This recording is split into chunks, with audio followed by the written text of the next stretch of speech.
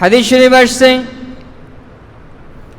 قال رسول الله صلى الله عليه وسلم রাসূল পাক সাল্লাল্লাহু আলাইহি ওয়াসাল্লাম ইরশাদ করেন ইন্না লিল্লাহি মালাইকা সাইয়াহিনা ফিল আরদি ইউবাল্লিগুন মিন উম্মাতিয়াস সালাম।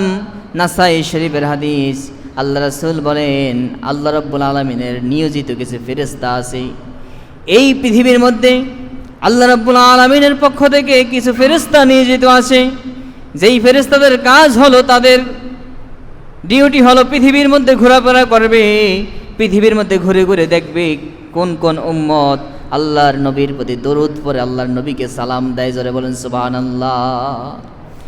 যখন কোনো ব্যক্তি আল্লাহর নবীকে সালাম দেয়, কোনো ব্যক্তি যখন আল্লাহর রাসূলের প্রতি দরুদ পড়ে, আল্লাহর পক্ষ থেকে নিয়োজিত দায়িত্বপ্রাপ্ত ফেরেশতারা ওই ব্যক্তিদের দরুদ সালামগুলো আল্লাহ রাসূলের কাছে নিয়ে পৌঁছিয়ে দেন এবং নিয়ে হাদিস শরীফ আসছে এমনভাবে বলেন যে ইয়া রাসূলুল্লাহ, ইয়া হাবিবাল্লাহ, অমুকের ছেলে অমুক, আব্দুল্লাহর ছেলে আব্দুর রহমান আপনার প্রতি দরুদ পড়েছে।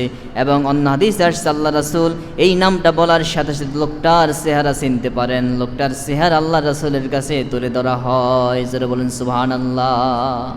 মুহতারাম হাজিরিন, আজকে আমাদের আলোচ্য বিষয় হচ্ছে দরুদ শরীফের গুরুত্ব ও ফজিলত। আল্লাহ সুবহানাহু ওয়া তাআলা মানুষের জন্য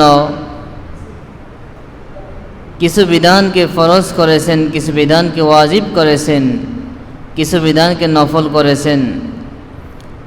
আল্লাহ রাব্বুল আলামিন যতগুলো বিধান মানুষকে দিয়েছেন, যতগুলো আদেশ মানুষকে করেছেন, এর মধ্যে গুরুত্বপূর্ণ একটা বিধান, গুরুত্বপূর্ণ আদেশ হলো রাসূল পাক সাল্লাল্লাহু আলাইহি সাল্লামের শানে দরুদ পড়া, আল্লাহ রাসূল পাক সাল্লাল্লাহু আলাইহি সাল্লামকে সালাত এবং সালাম প্রেরণ করা।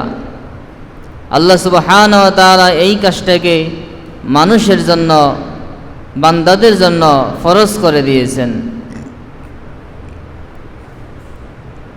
আল্লাহ রাব্বুল আলামিন সূরাতুল আহজাবের মধ্যে ইরশাদ করেন